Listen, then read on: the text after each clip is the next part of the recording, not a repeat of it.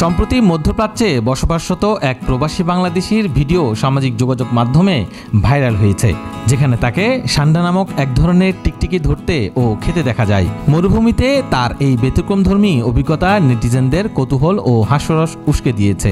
ভিডিওটি ভাইরাল হওয়ার পর ফেসবুক, টিকটক ও ইউটিউবে সান্ডাকে ঘিরে তৈরি হয়েছে অসংখ্য মিম, ব্যঙ্গচিত্র ও কৌতুক।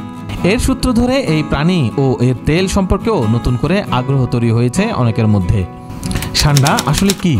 সান্ডা কোনো একটি নির্দিষ্ট প্রাণীর নাম নয়, বরং এটি স্পাইনি টেইলড লিজার্ড বা কাঁটাযুক্ত লেজওয়ালা টিকটিকি প্রজাতির একটি সাধারণ নাম। এদের বৈজ্ঞানিক নাম ইউরোমাস্টিক্স এবং তারা আগামিডে গোত্রভুক্ত। মরু ও আধামরু অঞ্চলে বসবাসকারী এই প্রাণীটিকে আরবি ভাষায় ডাকা হয় ডব নামে। এই প্রাণী আফ্রিকা থেকে শুরু করে ভারত পর্যন্ত বিস্তৃত শুষ্ক অঞ্চলে বসবাস করে। সৌদি আরবের মরুভূমি তাদের একটি প্রধান আবাসস্থল। দিনে সূর্যের তাপে গা সেঁকে নেয় এবং রাতে গর্তে আশ্রয় নেয়। খাদ্য হিসেবে গাছের পাতা, ফলমূল ও মাঝে মাঝে ছোট পোকামাকড়ও খায়। আশপাশের তাপমাত্রা অনুযায়ী এরা গায়ের রং বদলাতে পারে। মাথা চওড়া, শরীর মোটা এবং 4টি পা বিশিষ্ট এই প্রাণীর দৈর্ঘ্য গড়ে 25 থেকে 30 সেন্টিমিটার। এর সবচেয়ে বড় বৈশিষ্ট্য কাঁটাযুক্ত মোটা লেজ, যা আত্মরক্ষায় ব্যবহৃত হয়।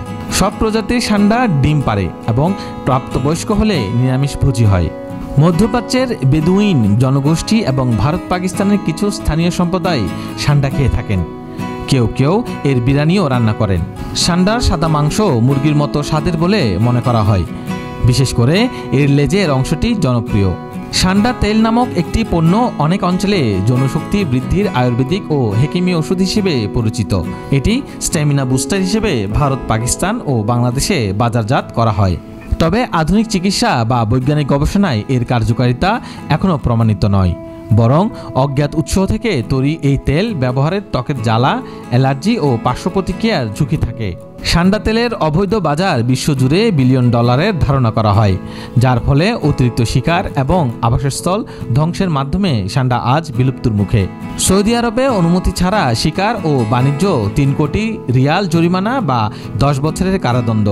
ভারতে 1972 সালে বন্যপ্রাণী সংরক্ষণ আইনের প্রথম তফসিলে সংরক্ষিত প্রাণী এটি। পাকিস্তানে আইন থাকলেও বাস্তবে অবৈধ শিকার ও বাজার চলছেই। সান্ডা প্রজাতির এই টিকটিকিকে রক্ষা করতে হলে অবিলম্বে নিতে হবে শিকার নিয়ন্ত্রণ, আবাসস্থল রক্ষা ও জনসচেতনতার বৃদ্ধির উদ্যোগ। না হলে একদিন এই মরুপ্রাণী হারিয়ে যাবে আমাদের প্রকৃতি ও বৈচিত্র্য থেকে।